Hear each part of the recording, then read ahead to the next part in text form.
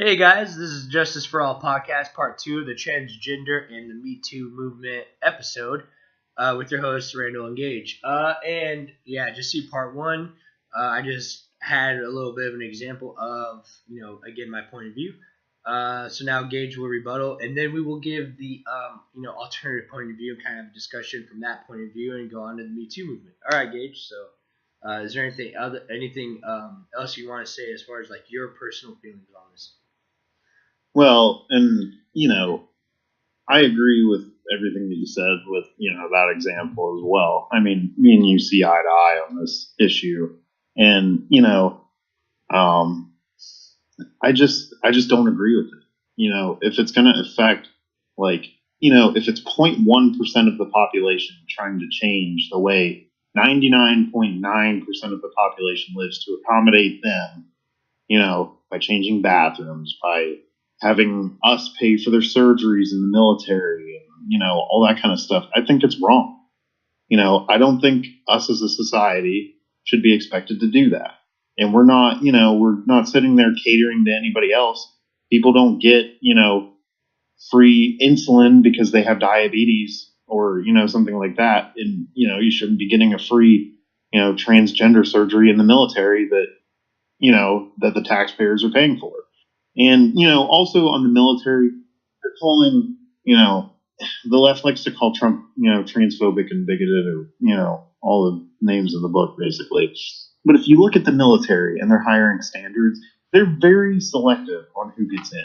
It's not just transgender people. If you've ever had anxiety in your life, you can't get in. If you've ever broken a bone, you can't get in. If you've ever, Exactly. if you have diabetes, if you have freaking depression, if you have anything like that, you can't get in. And here's And, my point. why should it be any different with transgenderism? You're right. You're right. Because again, we're talking about facts, and that's exactly what it is. A mental disorder. People, you can't get in the military if you have a mental disorder, and the military doesn't give a fuck about your feelings too, for sure.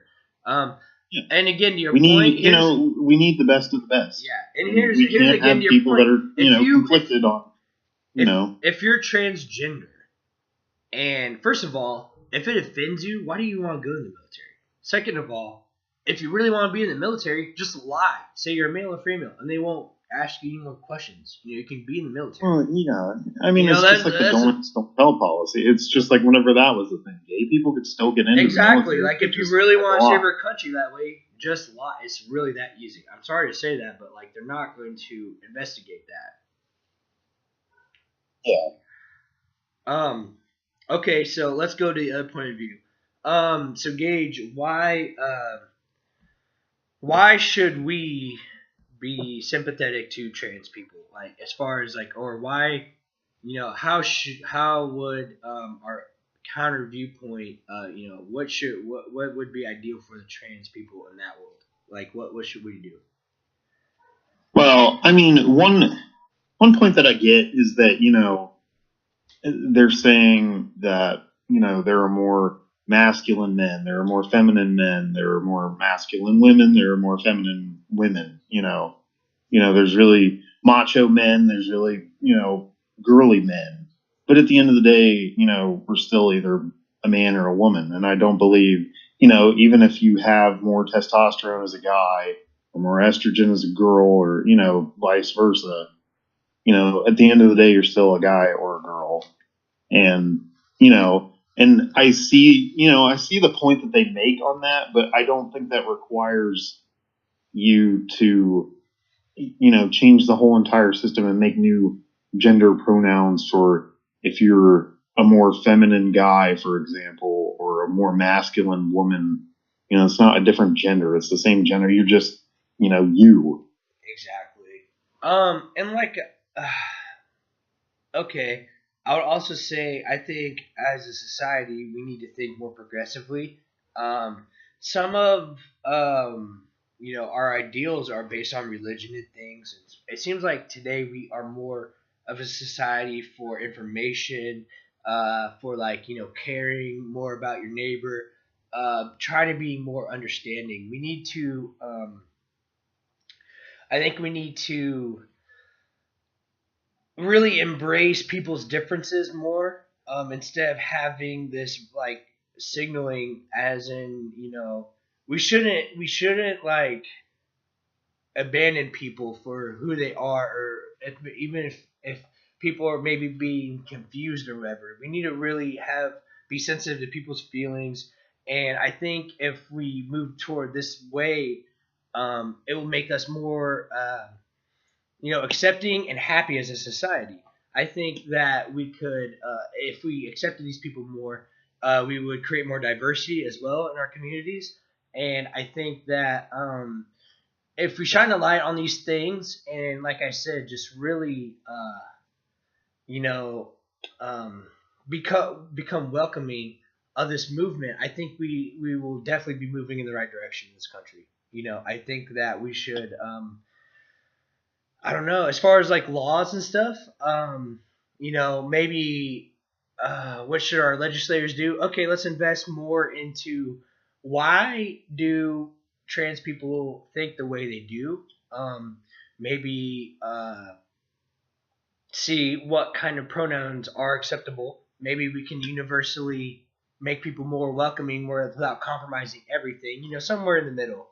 And I think maybe that would be a good direction to head for the country. Is there anything else you wanted to add, or is there anything you would change from what I said, or what else would you say?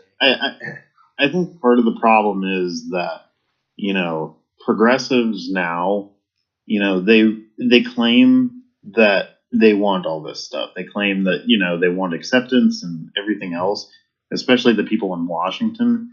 But all they do now is put people into groups and have groups versus groups, fighting each other, whether it's gay, straight, black, white, whatever. And, they're claiming that, we need to be accepting of these groups and blah, blah, blah. But it's like, just stop putting people into groups. But here's it's the like, thing: we need to, like we're all human beings. You're and right. Yeah, I get,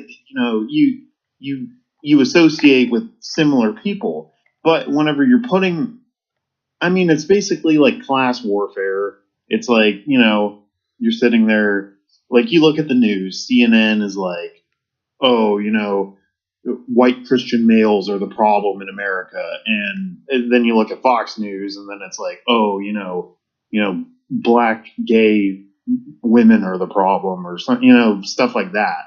They do this class warfare, where they try and get one side to hate the other side. And, that's not the way that it should be. Right. We're all human beings. If we want to move towards acceptance, we need to stop with the whole, labeling thing, at least, in my opinion. But here's the thing, Gage. We need to start to get into the groups and raise awareness of these things before we can address the problems we have, because people universally accept that, we do have, like, for instance, how many prominent males in this country do you know, or how many prominent white males especially, or even like, for instance, males in general. They make more on average. They are usually in higher positions, and as far as athletically speaking, I don't think they're I think women or anybody can compete with these things. I think we need to have like a society where we all, it's more of an even playing field. You know what I mean? Like, there is a huge discrepancy in some of these things, and there's some other aspects of life that people deal with that others don't. And some people look down on that. And sometimes it compromises their way of life and things. And they don't have as many opportunities as others in this country. So I think if we, start accepting, like, for instance, the immigration, for more welcoming and things like that, I think the opportunities will arise, because that's what's in the interest of people, and that's what makes us good as a country. We're very diverse.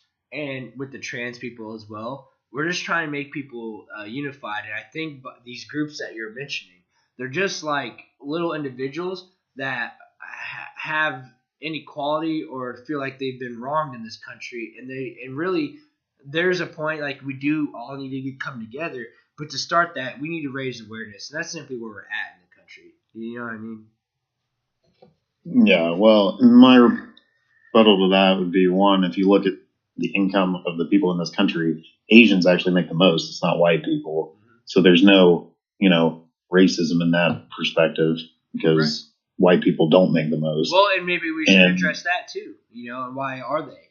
We should look at all these things. If we're talking about equality for all, we need to, address other things. But we're kind of moving away from the trans thing. I mean, unless is there discrepancy? I think the whole pay gap could be an entire separate podcast. Yeah, I was gonna say, we can do that another time. But I mean, or is there like a relation to like are trans people not getting paid as much as Asians, or I don't know anything like that. I don't know. Okay, I was kind of like saying as far as like the trans, like they're the group, the black, the people of color, the the Latinos and things like that. These are all the groups, the Me Too, that feel like they're just for whatever reason, and it could be Asian, it could be I didn't I can't specify or whatever the problem is, but we're just trying to unify everybody, like you said, and the way to do that is to find the common people before we can get together as a community. We all need to realize these. Well,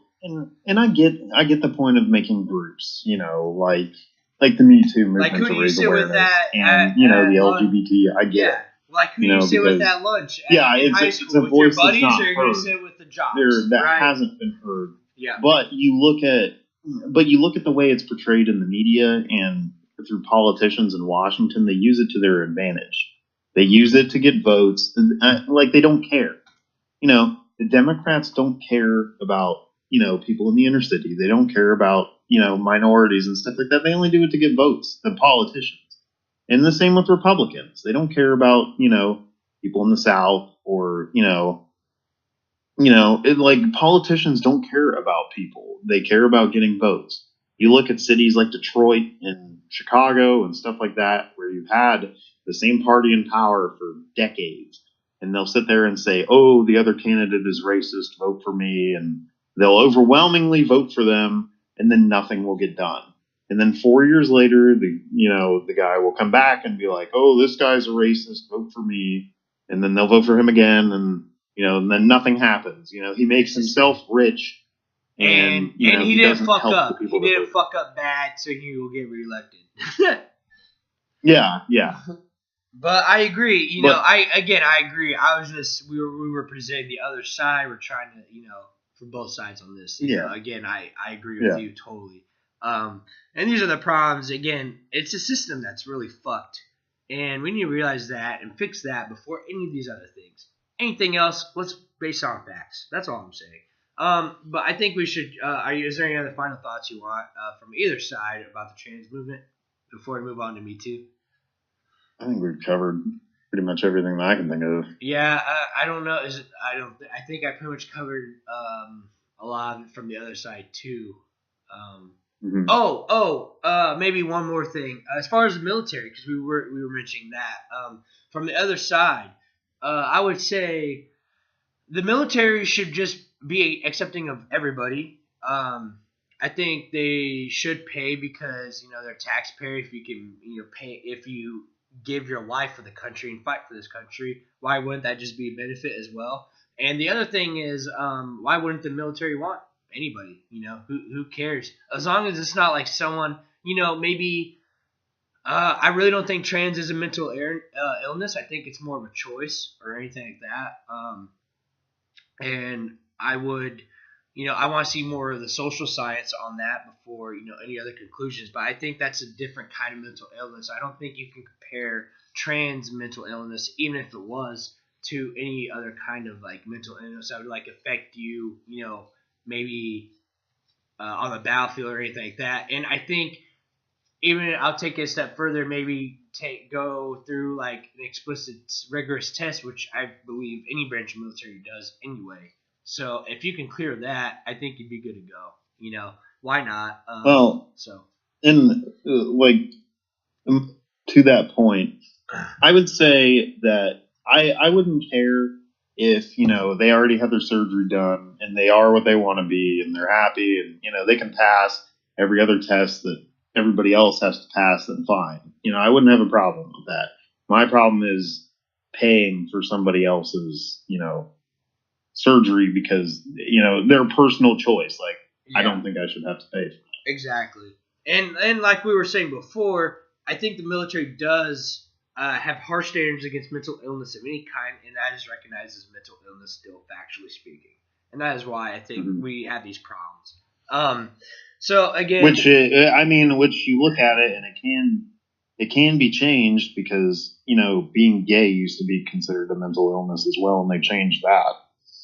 That's true. But like again, because it was in that same handbook. Sure, but again, a while ago, but they changed it. Until science says there is other genders, and there aren't that we know of for like hundreds of years in the world. It's always been male and female. That's what I'm sticking to. Until proven other, until whatever, and we don't know. That's my point, and that anything is it's just ridiculous. But I'm sorry. So yeah, nothing else. Let's go. Let's go to the meat. I think I ended that pretty abruptly and fuck this. But that's bad. Nothing like that. Seriously, guys, we're not trying to be insensitive. These are our points. Please feel free to argue. Like I said, we can have a debate ourselves online. Yeah, and sure. We accept both, and like I said, and and comments that are against us. Exactly. Either way. And I'm not. No, whatever side you're on. Like I said too, I'm not a complete dickhead. Like if you want to be called whatever, I'll call you that. That's fine with me, But just accept that, if people make mistakes and they didn't know, don't demonize people for that, especially. So on to the Me Too movement, Gage. What are your initial thoughts about this? What are your feelings? Well, I think it's good to a point. I think that it has exposed, a lot of stuff like the Harvey Weinstein incident and a lot of the sexual predators in Hollywood and stuff like that. So I think it is good to that point. But I also think that it's becoming, bad as well because some accusations are getting thrown out that have no credibility as well. Yeah, I agree with that. Like the recently pro Me Too movement thing that we just discovered was his name, Eric Schneiderman.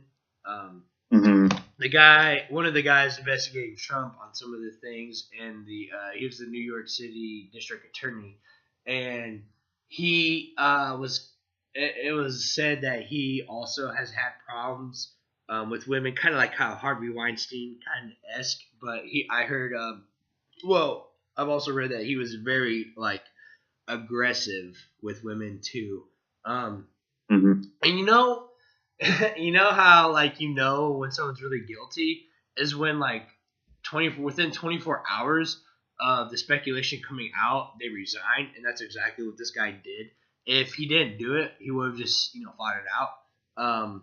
So I definitely think he is guilty, but again, it's just we see these kind of things a lot, and that's a good thing for the Me Too. Like I said, I agree with your other point that it can be exaggerated, and everything everything these days seem this is why men are afraid to approach women in public and things like that, because is it going to become a rape, what help me kind of moment, or I think chivalry is being discouraged in these days.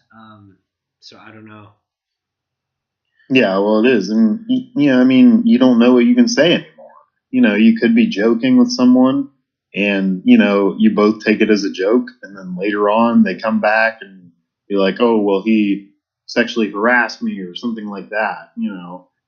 If you were, say if you were dating or friends or something like that, like really good friends, and you were joking about a topic, and you said, say some sexual comment or something like that, and you both laughed at it, and, whatever, everything was fine, and then 4 years down the road, somebody, she gets mad at you, and then all of a sudden she comes out and says, well, he said this 4 years ago. I think the timeline of it is ridiculous in some cases, where it's because some of these happened 20 years ago or more.